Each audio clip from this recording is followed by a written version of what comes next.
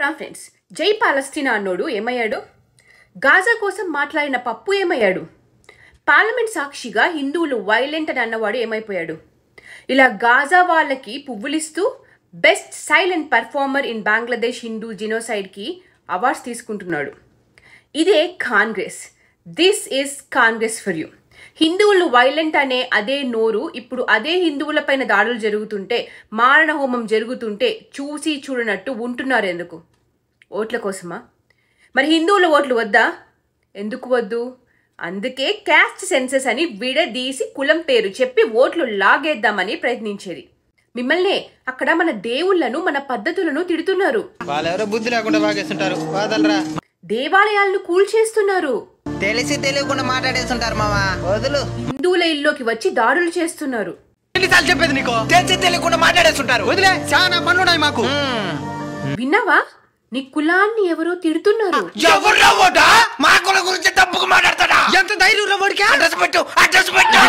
ప్రస్తుతం హిందువుల పరిస్థితి. కులాన్ని అంటే వచ్చే రోషం, పౌరుషం, హిందువులను అంటే హిందువులు పూజించే దేవీ దేవతలను అంటుంటే, విగ్రహాలను గుళ్లను కూల్చేస్తుంటే కేవలం నువ్వు అబ్దుల్లావి కావు అని, నువ్వు హిందువువి కావు అనట్లేదు, అబ్దుల్లావి కావు, కట్మిర్చివి కాదు అని మాత్రమే. అంటే సిక్కు, బౌద్ధు, క్రైస్తవుడు, నాస్తికులు, కమ్యూనిస్టులు, హ్యూమనిస్టులు, హిందువులు ఇంకా ఏదైనా నువ్వు ఒక అబ్దుల్లావి కాకపోతే నువ్వు కాఫిర్వే, నువ్వు బతకడానికి అనర్హుడివే. ఈ రోజున అదే జరుగుతుంది. కమ్యూనిస్ట్ నాయకుడిని సైతం చంపేస్తే ఖండించడానికి ఇంకో కమ్యూనిస్ట్ నాయకుడు లేక అబ్దుల్లానే ఖండించాడు బంగ్లాదేశ్లో. ఇంకా కాంగ్రెస్ని నమ్మి ఓటు వేసే వాళ్ళు వాళ్ళ భవిష్యత్తుని, పిల్లల భవిష్యత్తుని బంగ్లాదేశ్లో అవ్వాలి అని కోరుకుంటున్నట్టే. బార్డర్లో ఎదురు చూస్తున్నారు ప్రాణాలు చేతిలో పెట్టుకొని, భారత్ మమ్మల్ని రాణిస్తుందా అని. ఒక రకంగా బంగ్లాదేశీ హిందువులకి రావడానికి, తల దాచుకోవడానికి ఒక చిన్న హోప్ భారత్ ఉంది.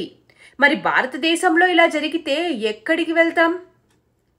ఇవన్నీ చూసి హిందువు ఇంకా గుణపాఠం నేర్చుకోకపోతే కాలగర్భంలో కలిసిపోతాం. ఒకప్పుడు ఈ నేల మీద హిందువు అనేవాడు ఉండేవాడు అని చదువుకోవడం జరుగుతుంది. నిజం కాదా? ఎక్కడికి వెళ్తారు? చుట్టూ ఉన్న ఇస్లామిక్ దేశాలు మీకు ఆశ్రయాన్ని ఇస్తాయా? రఫాలో 45 మంది చనిపోతే ఇక్కడ సెలబ్రిటీస్ దగ్గర నుండి గల్లీ ఇన్ఫ్లుయెన్సర్ వరకు ఆల్ ఐస్ ఆన్ రఫా అన్నారు. హిందువులు, కమ్యూనిస్టులు, నాస్తికులు ప్రతి ఒక్కరు ఇప్పుడు ఆల్ ఐస్ ఆన్ హిందూస్ అని, బంగ్లాదేశ్ అని ఎందుకు అనట్లేరు? ముఖ్యంగా హిందువులే అనట్లేరు. అక్కడ హిందువుల పైన జరుగుతుంటే హిందువులే మాట్లాడట్లేదు. కాంగ్రెస్, కమ్యూనిస్టులు, నాస్తికులు ఇప్పుడు బంగ్లాదేశ్లో జరిగేది కనిపించట్లేదా? ఆ ఆర్తనాదాలు మీకు వినిపించట్లేదా? జుబైర్ ఒక అబ్దుల్లా ఫ్యాక్ట్ చెక్కర్, అదే ఫేక్ చెక్కర్, అసలు ఏమీ జరగట్లేదని అంటున్నాడు. మరి అదే బంగ్లాదేశ్ ఇంటరిమ్గా బాధ్యతలు తీసుకున్న ప్రధానమంత్రి ఏమో హిందువుల పైన దాడులు జరుగుతున్న మాట నిజమే అని అంటున్నాడు. ఎవరిని నమ్మాలి? వాళ్ళ మతం వాళ్ళు మారణ హోమం చేస్తున్నా వెనకేసుకొచ్చే ఇలాంటి వాళ్ళు మన దేశంలోనే ఉన్నారు అనేది గుర్తుపెట్టుకోండి. ISIS ఉగ్రవాదుల్ని కూడా వెనకేసుకొస్తారు వీళ్ళు. ఒకటే అబ్దుల్లా అబ్దుల్లా, ఒకటే వీళ్ళకి ఎప్పుడు అబ్దుల్లా అవుతే చాలు.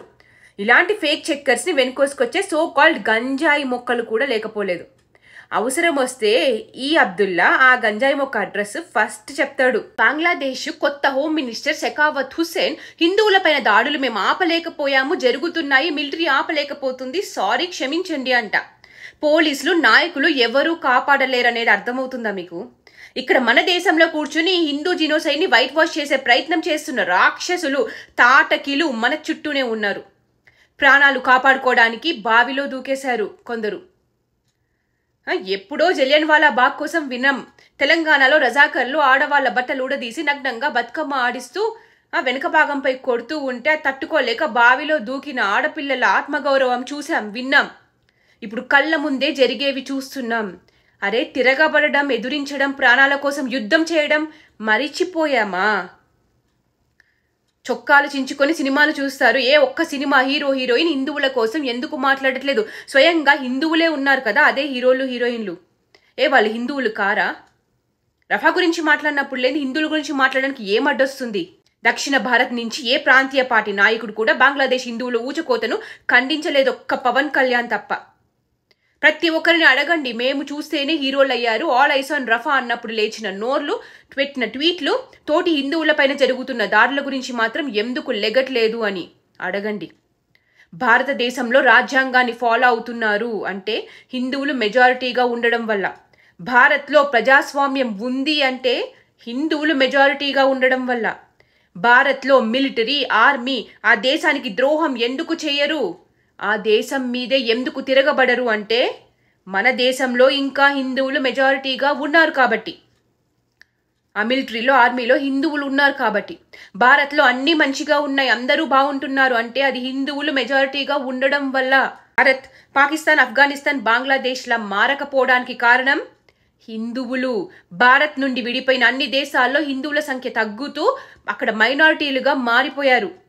భారతదేశంలోనే 9 రాష్ట్రాల్లో హిందువులు మైనారిటీలుగా మారిపోయారు. 800 జిల్లాలుంటే మన దేశంలో 200 జిల్లాల్లో హిందువులు మైనారిటీలుగా మారిపోయారు. ప్రతి హిందువు ఇంట్లో కిరోసిన్ పెట్టుకోండి. అదే గ్యాస్ అయిపోతే వంట చేసుకోవడానికి. గ్యాస్ అయిపోయిన నాడు కిరోసిన్ వాడండి. అగ్గి పెట్టి తగలపెట్టి అదే వంట చేసుకొని తినండి. 2-3 క్యాన్లు పెట్టుకోండి.